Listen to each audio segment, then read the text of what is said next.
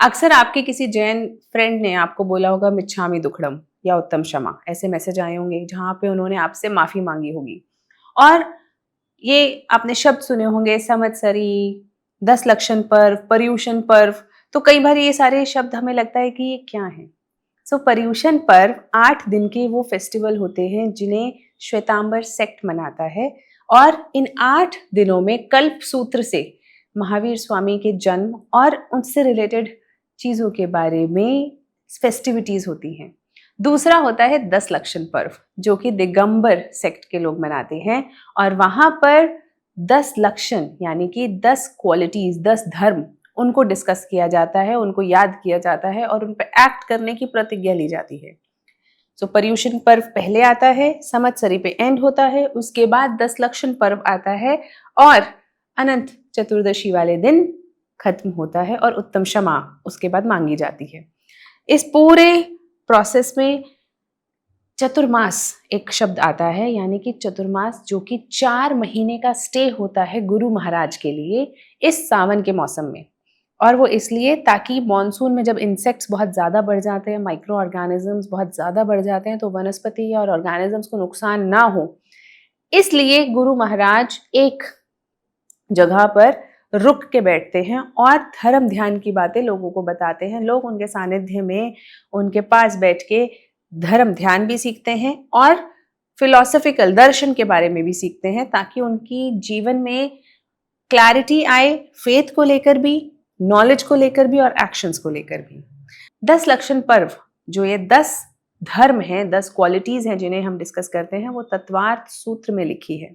और वो सूत्र कहता है उत्तम क्षमा, मार्दव, आर्जव, शौच, सत्य, संयम, तपस, त्याग, अकिंच और ब्रह्मचर्य, ये 10 धर्म हैं। इसमें से पहला धर्म है उत्तम क्षमा, यानी कि माफी मांगना। माफ कर देना सिर्फ दूसरे व्यक्ति के लिए ही इम्पोर्टेंट नहीं है, उसके लिए ही अच्छा नहीं है, आपके खुद के लिए बहुत जरूरी है माफ कर देना। क्योंकि एक कहानी आती है कि महाभारत में श्री कृष्ण द्रौपदी को ये बात कहते हैं कि एक बार वो बड़ा रिजेंटमेंट में परेशान हो रही होती हैं कि क्या हो गया मेरे साथ, पांडवों के साथ इतना गलत हुआ। तो उस दौरान एक लकड़ी से कृष्ण भगवान हल्का सा ऐसे डराते हैं। तो द्रौपदी पीछे जाती हैं कि अरे क्या हो गया। तो वो कहते हैं कि हाँ, आग डराने के काम आती है, लेकिन डराने के लिए भी जो आग है वो पहले खुद जलती है। यानी कि अगर किसी ने कोई मिस्टेक करी या आपने मिस्टेक करी और मन में कुछ मनमुटाव हो गया है, तो माफी मांग लेनी चाहिए और माफ कर देना चाहिए।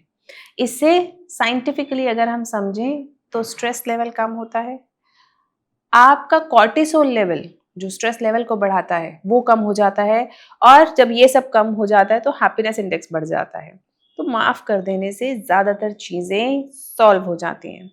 और इसीलिए जैन धर्म में अक्सर आपने सुना होगा कि पर्युषण पर्व के बाद या फिर 10 लक्षण पर्व के बाद जैन लोग आपसे माफी मांगते हैं। वो कहते हैं कि मन, वचन या काय से अगर हमसे कोई गलती हो गई है तो आप हमें क्षमा कीजिए। यानी कि मन से, अगर हमने मन से भी किसी का बुरा सोचा है तब भी पाप हो गया है। वचन से, अगर हमने बोलने में किसी को ऐसी बातें बोल दी जिससे उनका दिल दुख गया है तब भी गलत हो गया है, तब भी आपने उस धर्म का पालन नहीं किया। और काय से, किसी को जानबूझ के या चोट भी लग गई आपके कारण तो है ही। तो ये मन, वचन, काय से अगर किसी भी तरह से हमने आपका दिल दुखाया हो तो आप हमें क्षमा कीजिएगा, उत्तम क्षमा। दूसरा धर्म है हमारा उत्तम मार्दव।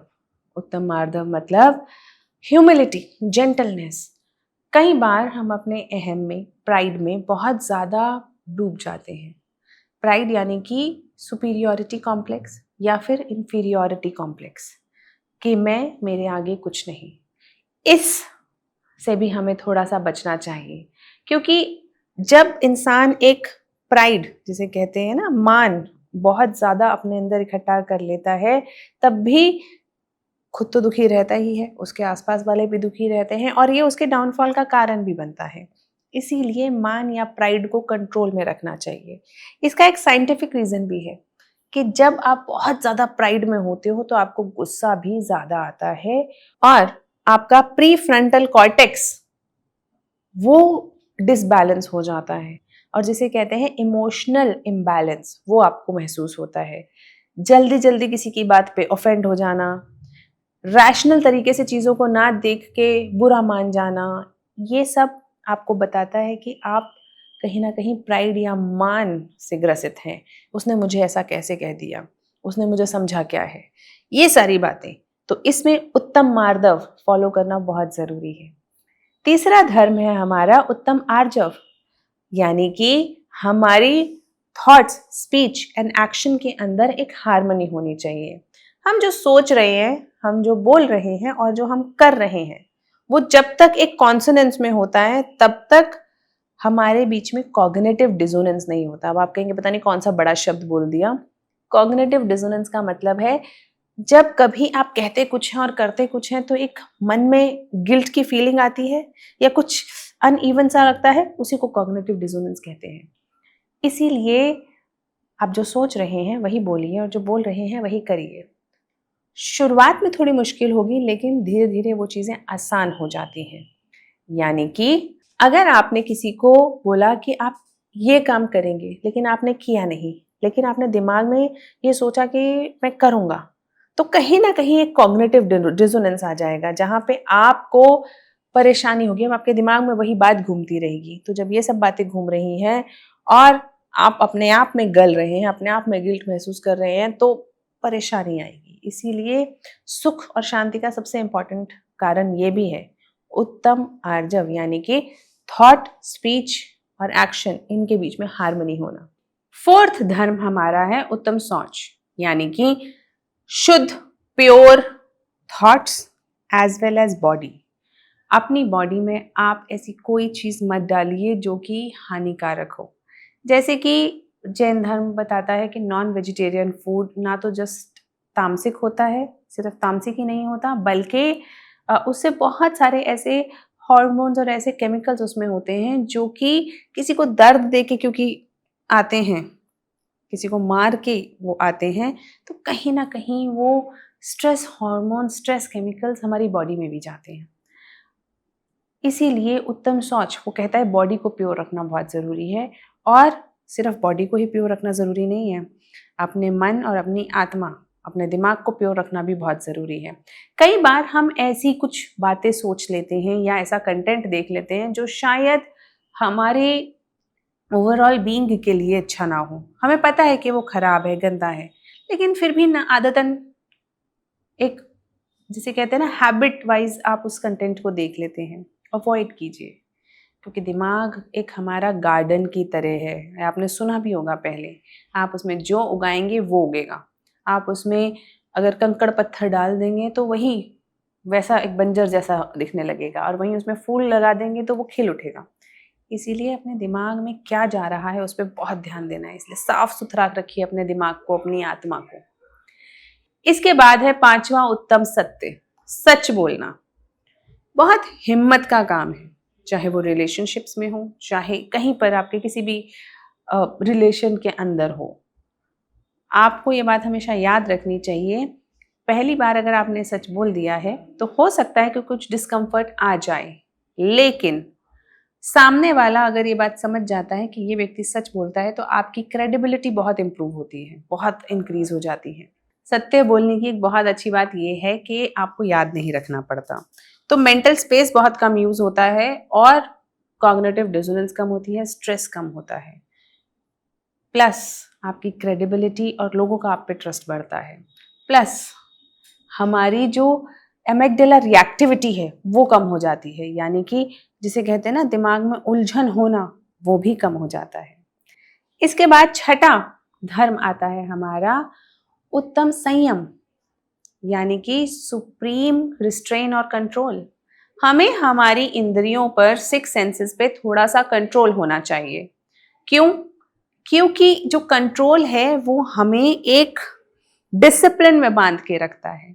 फिर चाहे वो हमारे सर्काडियन रिदम का डिसिप्लिन हो, यानी सही समय से सोना, सही समय से उठना, या वो हमारे मील प्लान जिसे चौविहार कहते हैं, या खाना दिन से खाना कहते हैं, सनसेट से पहले खाना कहते हैं, चाहे वो वाला रिस्ट्रेन हो। मैं भी दिन से खाना खाती हूँ, खासकर कि जब 10 लक्षण पर्व आते हैं। क्यों? एक तो आपका डिसिप्लिन बन जाता है, आपको अपने ऊपर एक सेल्फ कंट्रोल आ जाता है, प्लस आपकी हेल्थ के लिए अच्छा है। फिजिकल स्टडीज ने बताया है, मेडिकल साइंस ने बताया है कि ऑटोफेजी एक मैकेनिज्म होता है। जब आप फास्ट करते हो, जब आप इंटरमिटेंट फास्टिंग करते हो और सनसेट से पहले खाना खा लेते हो, अर्ली डिनर्स कर लेते हो, तो आपकी बॉडी से कैंसर सेल्स तक एलिमिनेट हो सकते हैं। आपका ओवरऑल डिजीज इंडेक्स कम हो जाता है और आपकी बॉडी लाइट महसूस करती है। रिस्ट्रेन होना बहुत ज़रूरी है। रिस्ट्रेन सिर्फ खाने पीने में ही नहीं, आपकी वाणी में भी होना चाहिए। कई बार हम बहुत ज़्यादा बोल देते हैं और ज़्यादा ही नहीं, खराब भी बोल देते हैं, उससे हमें बचना चाहिए। कई बार कोई इंडल्जेंस करते हुए, कोई ऐसी एक्टिविटी जो हमें पसंद है वो करते हुए हम बहुत ज़्यादा आगे निकल जाते हैं, उससे भी बचना चाहिए। Do everything but in restrain. अपने आप की लिमिट आपको पता होनी चाहिए कि मैं कर सकता हूँ या कर सकती हूँ, लेकिन कहाँ तक। रिस्ट्रेन का एक तरीका होता है फास्टिंग करना, मौन व्रत रखना, ऐसे बहुत सारी चीज़ें होती हैं। इसी तरह से डिजिटल फास्टिंग होती है। डिजिटल फास्टिंग या डिजिटल रिस्ट्रेन, आप एक लिमिट बना लीजिए कि 2 घंटे से ज़्यादा फ़ोन नहीं देखेंगे, मैं अपना उससे ज़्यादा स्क्रीन टाइम नहीं रखूँगा या रखूँगी। 7वां हमारा धर्म होता है उत्तम तपस। तपस यानी कि तपस्या।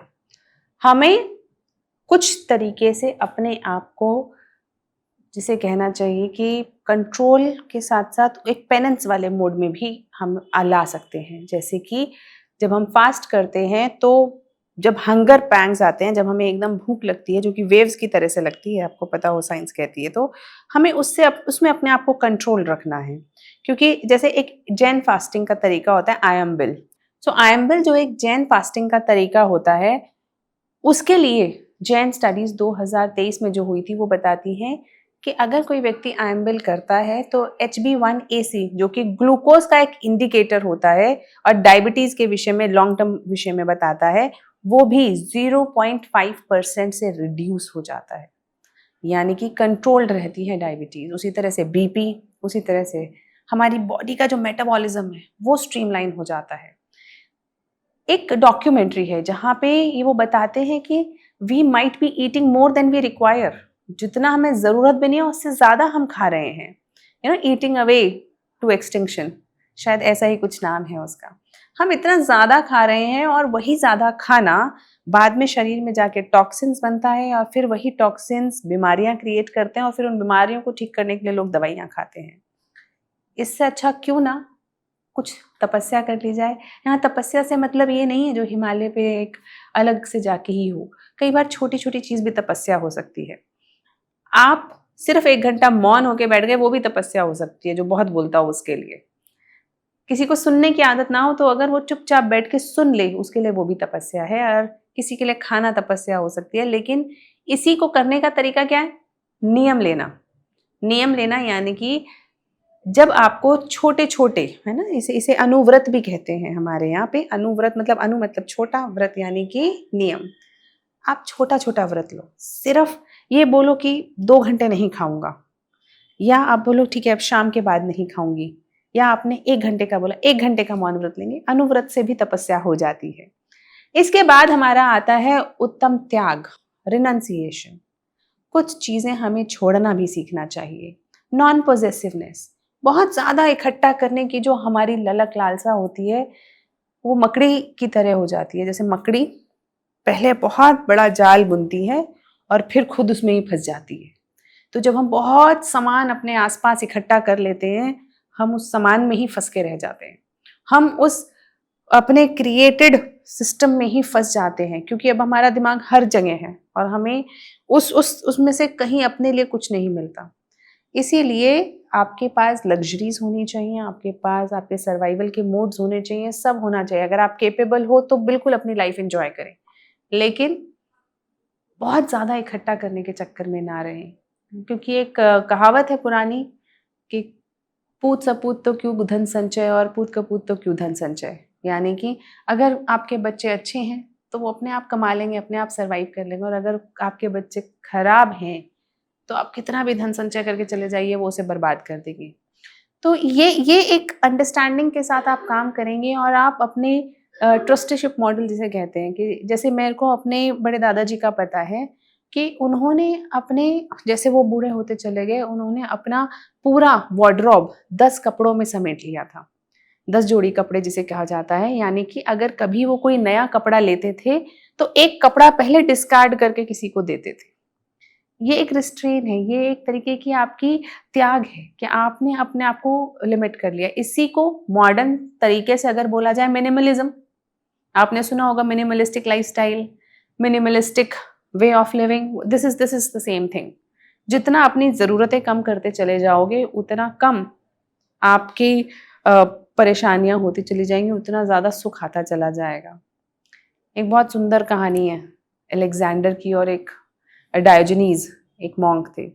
तो अलेक्जेंडर अब डायोजनीज के पास आके कहते हैं कि आप बड़े खुश नज़र आ रहे हो, और वो उनसे स्पेशली मिलने आए थे। तो उन्हें लगा, यार ये आदमी खड़ा होकर मुझे ग्रीट क्यों नहीं कर रहा है, मैं अलेक्जेंडर हूँ, मैं राजा हूँ।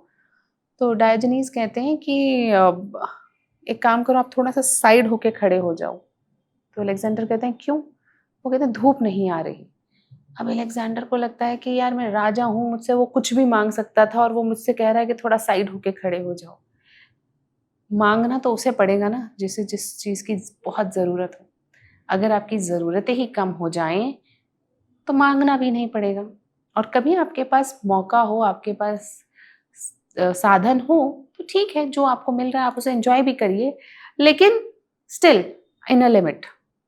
बहुत चीज़ें इकट्ठी करके रखने की अवॉइड कीजिए। हमारा 9वां धर्म है उत्तम अकिंचन, यानी कि अकिंचन। ये हमारे त्याग से ही रिलेटेड है, जहाँ त्याग में हम मटेरियल चीज़ों को छोड़ रहे थे, पॉजेसिवनेस को छोड़ रहे थे, राग द्वेष को छोड़ रहे थे। यहाँ पे हम अपनी मटेरियल ज़रूरतों को और ज़्यादा कम करने पर आ जाते हैं, जहाँ पे हमारी अटैचमेंट जो चीज़ों के साथ है वो कम हो जाती है। जैसे अक्सर आपने देखा होगा कि लोग आजकल फ़ोन से बहुत अटैच्ड हो जाते हैं, कई बार अपने परिवार वालों से भी ज़्यादा। तो फ़ोन खो जाए तो ऐसा लगता है आत्मा खो गई या प्राण निकल गए। तो वो जो अटैचमेंट है हमारा मटेरियल चीज़ों से, या फिर घर को लेकर या किसी भी और मटेरियल चीज़ को लेकर कि ये मेरे पास नहीं है, और उसको लेकर अब आपका दिमाग, मन सब परेशान है, उससे बचना चाहिए। क्योंकि जब आप इन सारी चीज़ों में फँस जाते हैं, जब आप बहुत ज़्यादा मटीरियलिस्टिक हो जाते हैं और मटीरियल चीज़ों में आपका दिमाग रहता है, तो कहीं न कहीं स्पिरिचुअल पीस खो जाता है। प्लस क्या किसी व्यक्ति के पास मटेरियल साधनों की कोई लिमिट है? मैंने ऐसा देखा है कि जिस व्यक्ति के पास स्कूटर है उसे गाड़ी चाहिए, जिसके पास मारुति डिज़ायर है उसे स्कॉर्पियो चाहिए, जिसके पास स्कॉर्पियो उसे इनोवा चाहिए, जिसके पास इनोवा है उसे बीएमडब्ल्यू या मर्सिडीज चाहिए, और जिसके पास वो है उसे और बढ़िया कुछ चाहिए होगा। यानी कि ये सब चीज़ों का कोई लिमिट नहीं है। मैं ये नहीं कह रही कि अगर आपके पास साधन है आप ना लो। अगर आपके पास साधन है, आपको ज़रूरत है, आप लीजिए, एन्जॉय कीजिए। लेकिन जो ये अटैचमेंट है ना कि इसके बिना नहीं हो पाएगा, अगर ये नहीं हुआ तो क्या होगा? वो अटैचमेंट को कम करना है। जिसे कहा जाता है कि यू नो मॉन्क आप दिल से होने चाहिए, या दिल से साधु होने चाहिए, चाहे आप रहो राजा की तरह। यानी कि आप जैसे रह रहे हो, जो सुविधाएं आप ले रहे हो, एक्सपीरियंस कर रहे हो, आप लीजिए। लेकिन अगर कभी आपको एक आम आदमी की तरह भी जीवन जीना पड़े, तो अटैचमेंट से आपको दुख ना हो। आदमी वही है जो कभी 5 स्टार में बैठा हो तब भी उसी तरह से खुश हो, और कभी किसी दिन वो छोटे से एक रोड साइड स्टॉल पे बैठ कर चाय पी रहा हो तब भी वो उतना ही खुश और कॉन्फिडेंट हो। तो अगर आप में वो क्वालिटी है, वही अकिंचन है। यानी अकिंचन यानी कि वही आपके अंदर वो क्वालिटी है कि आपको मटीरियलिस्टिक चीज़ों से अटैचमेंट नहीं है। बहुत ज़रूरी है। इसके बाद लास्ट हमारा है उत्तम ब्रह्मचर्य। अपने विचारों में और अपने एक्शंस में control and restrain in sensual activities बहुत ज़रूरी है। अभी हाल ही में बहुत सारे जेनज़ी बच्चों के साथ में बात होती है मेरी, तो एक नया शब्द मुझे पता चला, सिचुएशनशिप, जहाँ पे आप किसी व्यक्ति के साथ इन्वॉल्व हो जाते हैं, not because of emotional relation और not because of any love, but rather only because you are in a situation. बड़ा अजीब सा कॉन्सेप्ट है। प्रॉब्लम उस कॉन्सेप्ट के साथ जैसी भी हो, लेकिन उसके साथ एक सबसे बड़ी परेशानी ये है कि ये आपका इमोशनल जिसे कहते हैं ना कॉम्प्लेक्सिटीज को बढ़ाती है। फिजिकल कॉम्प्लेक्सिटीज को भी बढ़ाती है, इमोशनल कॉम्प्लेक्सिटीज को और ज्यादा बढ़ाती है। किसी व्यक्ति के साथ आप अटैच हुए और हो सकता है वो व्यक्ति आपके साथ अटैच ना ही हुआ हो, क्योंकि एक सिचुएशन थी बस। अब आप उस एक इमोशनल बैगेज से अपना बाकी जीवन जीते हैं, तो ये अपने आप में एक बड़ी परेशानी वाली बात है। और दूसरा, कुछ चीज़ें बड़ी सेक्रेड होती हैं जिन्हें हम प्योरेस्ट फॉर्म में रखें तभी अच्छी लगती हैं। जैसे हम शब्द कहते हैं प्यार या वात्सल्य, यानी कि माँ और बच्चे का प्यार, वात्सल्य, वो प्योर रहे तभी अच्छा लगता है। एक गुरु और शिष्य का प्यार, वो सम्मान प्योर रहे तभी अच्छा लगता है। दोस्ती वो प्योर रहे तब तक अच्छी लगती है। उसी तरीके से जो एक प्यार जिसे हम रोमांटिक सेंस में भी कहते हैं, वो भी आप प्योर रखें तो ही अच्छा लगता है। बहुत ज़्यादा ट्रांजैक्शनल तरीके से चीज़ों को देखने से आपकी खुद की लाइफ पे भी असर पड़ता है, समाज पे भी असर पड़ता है। उसी तरह से जो लोग मैरिड हैं, उनको भी अपने जीवन में एक रिस्ट्रेन हमेशा रखना चाहिए। It should be in thoughts and mind, thoughts as well as in your actions. इसी को ब्रह्मचर्य कहते हैं। जहाँ तक मॉन्क्स की बात है, वो तो सेलिब्रेट रहते हैं, लेकिन जो गृहस्थ में भी हैं वो अपने आप को कंट्रोल्ड और जिसे कहना चाहिए रिस्ट्रेंट रख सकते हैं। जो गृहस्थ हैं वो अपने आप को कंट्रोल्ड और रिस्ट्रेंट रख सकते हैं। इसी के साथ हमारे 10 धर्म पूरे होते हैं। और तत्वार्थ सूत्र में अंत में एक ये बहुत अच्छी बात लिखी हुई है, जो जैन धर्म का मोटो भी है, परस्परो ग्रह जीवानाम, यानी जितने भी जीव हैं वो एक दूसरे को सपोर्ट करके, उनसे सहयोग करके ही आगे बढ़ते हैं। इसीलिए हमें सारे जीवों को एक दूसरे के साथ सहयोग करना चाहिए। और यहाँ पे हम जब जीव कहते हैं तो यहाँ एनवायरनमेंट भी है, जानवर भी हैं, पेड़ पौधे भी हैं, और हम आपस में भी हैं। हम जितना एक दूसरे को सहयोग करेंगे उतना हम आगे बढ़ेंगे। आई विश यू परस्परो ग्रह जीवा नाम, यानी कि आप सब सहयोग से रहें और हम सब एक दूसरे का सहयोग करें। और इसी के साथ मैं आपसे उत्तम क्षमा के द्वारा क्षमा भी मांगती हूँ, क्योंकि कई बार जब हम बहुत सारी बातें वीडियो के द्वारा भी करते हैं, उसमें से ऐसा हो सकता है आपको कोई बात अच्छी ना लगी हो, या मैंने कभी कुछ गलत कह दिया हो। और अगर ऐसा कुछ हुआ है जिसके कारण मन, वचन या काय से मैंने आपको कभी भी दुख पहुंचाया है, तो मुझे आप क्षमा कीजिएगा। और मैं भी कि सबको अपने तरीके से जितना मैं कर सकती हूँ मैं क्षमा करती हूँ। इससे आप भी लाइट, मैं भी light, and let's leave a good life, happy life. बहुत बहुत धन्यवाद। जय जिनेंद्र।